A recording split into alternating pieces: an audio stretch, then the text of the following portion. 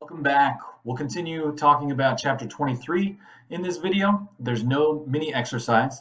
We left off mentioning the Markov model, which gives the probability of moving across different states in a multi-period setting, right? And so we talked about how there's two non-bankrupt credit ratings in this little model, right?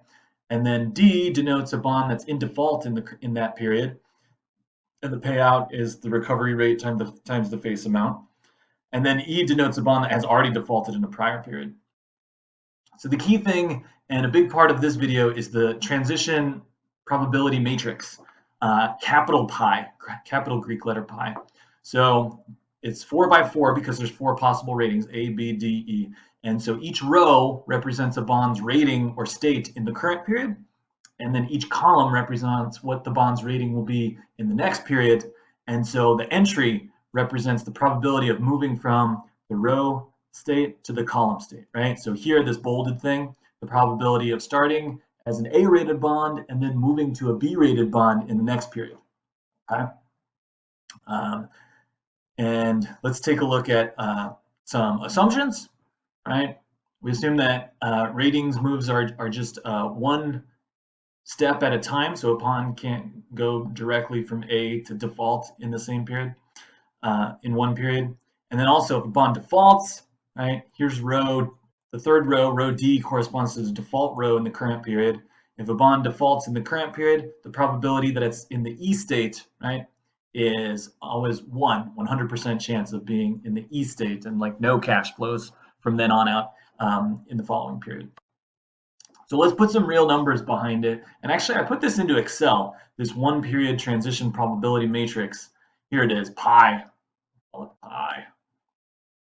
And so the probability of an A-rated bond in the current period, like over the next period, still being A-rated, 0.95. And then we can see that in any given period, there's a 5% chance of an A-rated bond being downgraded to B. No probability of default for an A-rated bond, right? And so on.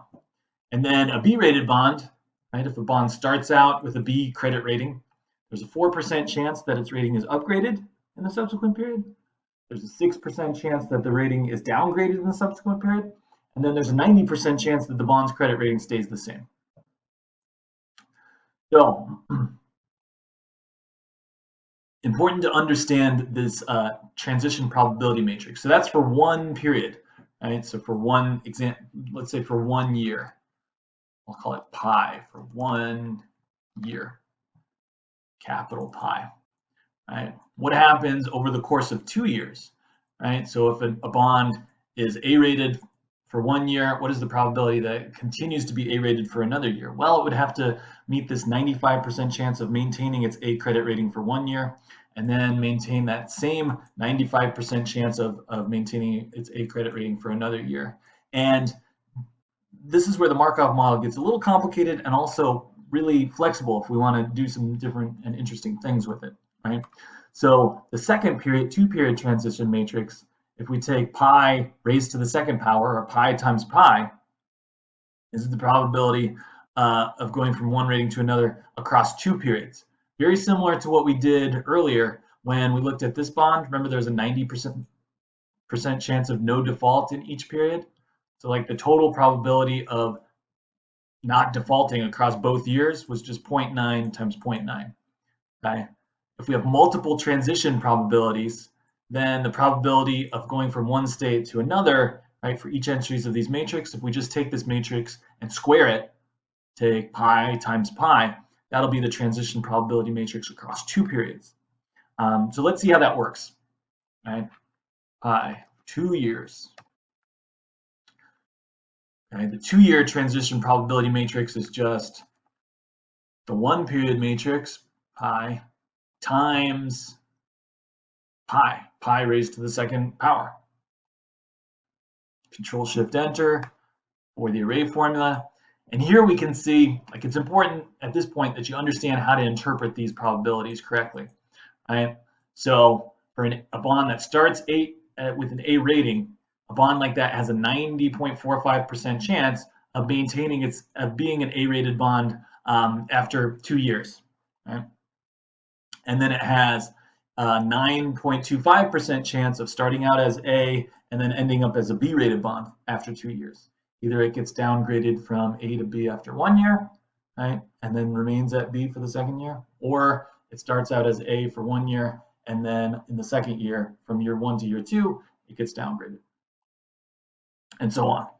And then a 0.3% chance of an A-rated bond defaulting over the course of 2 years, and so on. So we saw for 1 year, a B-rated bond has a 90% chance of maintaining its B rating for 1 year.